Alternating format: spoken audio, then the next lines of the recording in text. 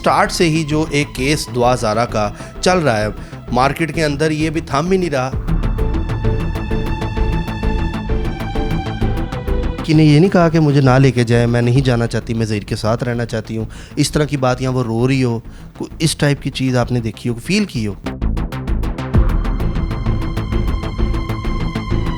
आपको उन्होंने कोई ऐसी चीज़ बताई जिसकी वजह से वो लग रहा है कि वो केस उनकी तरफ भी जा सकता है, ज़हीर के हक़ में भी? थोड़ा सा टाइम और लगेगा इस केस को, चूँकि अब ये डिसाइड होने के करीब है।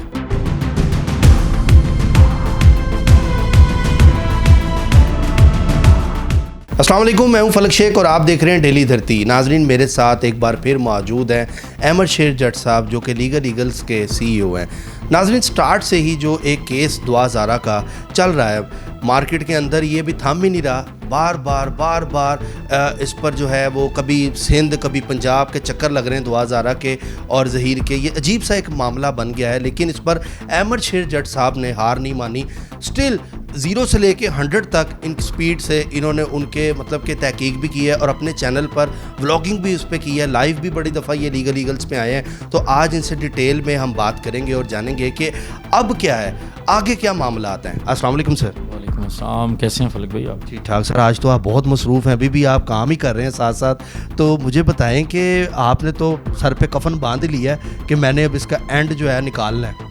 नहीं फलक भाई, मसरूफियत हमारी और भी कामों से होती है, ये तो एक काम है उसके अंदर। और पहले इसमें हम कर रहे थे एज ए आपकी तरह यूट्यूब के ऊपर ही काम कर रहे थे, लेकिन कुछ दिन के लिए इसके अंदर हम एज ए लॉयर भी इंगेज हुए रहे, तो इसलिए उस हद तक हम कर रहे हैं। और अभी थोड़ा सा टाइम और लगेगा इस केस को, चूँकि अब ये डिसाइड होने के करीब है, डिसाइड होने के मराहल में है। और आप दोस्तों से और बाकी लोगों से भी हमने गुजारिश की है कि अब इस केस का टाइटल इसको उसी नाम से जाना जाए जो कि अदालत के अंदर आवाज़ लगती है कि ये सरकार बनाम ज़हीर वगैरह केस है, ना कि उस कमसिन बच्ची का केस रह गया अब ये।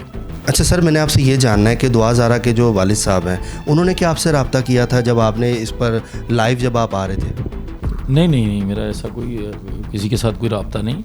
ये बेसिकली ज़ाहिर है उनकी लीगल टीम के हेड है वहाँ पे जिब्रान नासर, उनकी तरफ से उन्होंने सारा केस देखना था, तो उन्होंने आगे जहाँ केस फाइल करना है वहाँ वो अपनी लीगल टीम के साथ मतलब लोगों को एसोसिएट कर रहे हैं कि यहाँ पे हमने केस करना है। तो यहाँ पहले फ़ाज़ सिद्दीकी साहब देख रहे थे साथ, फिर मुल्तान हाई कोर्ट का मामला करना था, तो मुझे मुल्तान हाई कोर्ट के मामले के लिए इंगेज किया गया। उसके बाद फिर लाहौर के अंदर भी जो प्रोसीडिंग होनी थी उसके अंदर भी मुझे ये कहा गया कि मैं फ़ाज़ सिद्दीकी साहब के साथ उनको असिस्ट करूँ। जट साहब, मैंने एक बात पूछनी है, दारुल उमान में भी मैंने देखा है कि आप वहाँ पे गए हैं, वहाँ पे आपने क्या चीज़ें देखी हैं? देखिए, दारुल उमान में हमारा वहाँ पे बहुत सारे मीडिया के दोस्त भी मौजूद थे, जनरल पब्लिक भी मौजूद थी, चूँकि सब लोगों को पता चल गया था मीडिया के ज़रिए कि केस डिसाइड हो गया है। और उस केस का फ़ैसला होने के बाद अब सिंध पुलिस को अदालत ने हुक्म दे दिया है कि आप बच्ची को लाहौर के दारुल उमान से कस्टडी ले लें बच्ची की, और उनकी कस्टडी लेकर बच्ची को कराची मुंतकिल कर दें। अच्छा, जब आप वहाँ गए, वहाँ पे आपने क्या देखा? दुआ ज़ारा परेशान थी या उसको टेंशन थी किसी चीज़ की कि वो तैयार बैठी थी वापस जाने के लिए? नहीं, ऐसा कुछ नहीं था। वहाँ बस हमारे सामने उन्होंने उसको गाड़ी में बिठाया, जो फॉर्मेलिटीज़ थी, डॉक्यूमेंट्री फॉर्मेलिटीज़, उन्होंने लाहौर की अदालत का ऑर्डर, कराची के सारे फैसला जात, हर चीज़ उन्होंने दारुल उमान वालों को जमा करवा दी अंदर जाके। उसके बाद वो गेट खोला और उन्होंने गाड़ी के अंदर जो है वो बच्ची को बिठाया। वहाँ बहुत सारे लोग मौजूद थे, उन लोगों के सामने उसको लेकर रवाना हुए। लड़की ने ये नहीं कहा कि मुझे ना लेके जाए, मैं नहीं जाना चाहती, मैं ज़हीर के साथ रहना चाहती हूँ, इस तरह की बात, या वो रो रही हो, इस टाइप की चीज़ आपने देखी हो, फील की हो? नहीं, ऐसा कुछ भी नहीं था, बिल्कुल बच्ची जाने के लिए तैयार थी। बच्ची को भी, क्योंकि दारुल उमान वालों ने पहले भी कन्वे कर दिया था, पुलिस ने भी दारुल उमान को कन्वे किया था, पहले पुलिस दारुल उमान ही गई थी, तो दारुल उमान ने कहा था कि आप मजिस्ट्रेट का ऑर्डर ले आएँ, कोर्ट से ऑर्डर ले आएँ, जिस मजिस्ट्रेट के ऑर्डर से यहाँ पर ये आई है, दाखिल हुई है, और यहाँ से ले जाने के लिए उसी मजिस्ट्रेट का ऑर्डर लें और हम इसको भेज देंगे साथ। अच्छा, सोशल मीडिया पे तो मैं इस तरह की चीज़ें देख रहा हूँ कि जिसमें ज़हीर और दुआ ज़ारा अभी भी साथ ही हैं, मतलब ये फैलाया जा रहा है कि वो लोग खुश हैं, हैप्पी हैं अपनी ज़िंदगी में।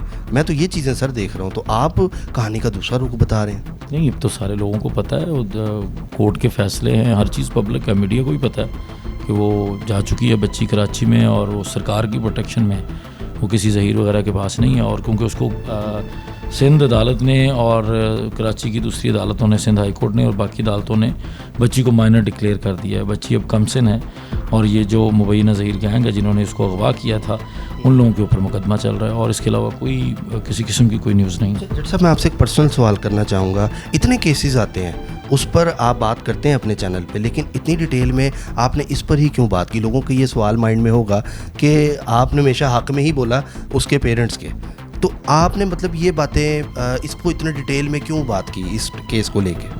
मेरे भी वही जज्बात हैं जो इस वक्त पाकिस्तान के अंदर, पाकिस्तान से बाहर लोगों के जज्बात हैं कि एक गलत रिवायत है कि इस तरह कमसिन बच्चियों को अगवा कर लेना, उनका आगे निकाह करवा देना, उनको आगे पता नहीं कहाँ भेज देना। तो ये चीज़ें रोकने के लिए ये एक टेस्ट केस था, ये हाईलाइट हो गया और उसके ऊपर ज़रूरी था कि सब लोग अपनी अपनी राय दें, सब लोग अपने जज्बात का इजहार करें। और हमने थोड़ा सा, क्योंकि हमारे पास एक प्लेटफॉर्म था, हमने उस प्लेटफॉर्म के ज़रिए उसको ज़्यादा अपने जज्बात का इजहार किया और as a lawyer, as a social activist हमने उसको जहाँ तक हो सकता है अपनी बात को पहुँचाने की कोशिश की। अच्छा सर, मैं आपसे ये जब भी जानना चाहूँगा कि उन्होंने भी वकील करवाया, क्या उससे सलाम दुआ है आपकी, या उसको जानते हैं वकील को आप, जो ज़हीर ने करवाया?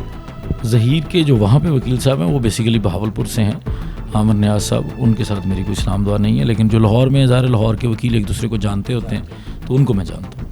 है उनसे इस केस के मुतालिक उनसे कोई बात हुई है आपकी? ज़ाहिर है अदालत में मुलाकात होती है, एक दूसरे के सामने बहस करते हैं, तो वहाँ बातचीत भी होती तो है। वो क्या कहते हैं उस पर आपको? उन्होंने कोई ऐसी चीज़ बताई जिसकी वजह से वो लग रहा है कि वो केस उनकी तरफ भी जा सकता है, ज़हीर के हक़ में भी? वकील एक दूसरे के साथ ये बातें नहीं करते होते हैं। नहीं करते? जी, वकीलों का ये काम नहीं है एक दूसरे के साथ बात करने का। अच्छा, तो जट साहब, मेरा आपसे आखिरी सवाल ये है कि एट द एंड आप अब क्या देखते हैं कि इसका सोल्यूशन कब तक आ जाएगा और कब तक ये मामला ख़त्म की तरफ चला जाएगा फाइनली? अब अदालतों के पास है मामला, और जो टाइम अदालतों ने लेना है केस का फ़ैसला करने में, ये तो अब अदालत ही बेहतर बता सकती है, हम अदालत को डिक्टेट तो कर नहीं सकते। लेकिन यह है कि अब चूँकि केस जो है वो ट्रायल की तरफ शुरू होने जा रहा है, 1 अगस्त को चलान आ जाएगा सिंध की अदालत में। चलान आने के बाद बाकायदा तौर पर केस स्टार्ट हो जाएगा, तो उसके बाद होपफुली जो भी अदालत, जो अब वहाँ की अदालतें हैं कराची की, उनका हमें आइडिया नहीं है वो कितनी देर के अंदर जो है वो ट्रायल को निपटा देती हैं। तो अब चूँकि सारी चीज़ें अदालत में जा चुकी हैं, लेकिन अब ये कहा जा सकता है कि अब बाकायदा केस शुरू होने जा रहा है। अब शुरू होने जा रहा है। जी चलें, बहुत शुक्रिया अहमद जट साहब आपका टाइम देने का। तो नाज़रीन, आपने देखा मेरे साथ मौजूद है अहमद शेर जट साहब। इन्होंने इस केस पर जो स्टडी की है वो आप सबको भी पता है, क्योंकि आपने भी इनको देखा, फ्रंट लाइन पे ही आए हैं और इस तरह के मामलात में इन्होंने अपना हक समझ के ही आगे आए हैं। तो नाज़रीन, अपना फीडबैक ज़रूर दीजिएगा, कमेंट सेक्शन में बताइएगा कि आपकी राय इसमें क्या है। तो अपने मेज़बान फलक शेख को दें इजाज़त, मिलते हैं अगली वीडियो में, तब तक के लिए अल्लाह हाफिज़।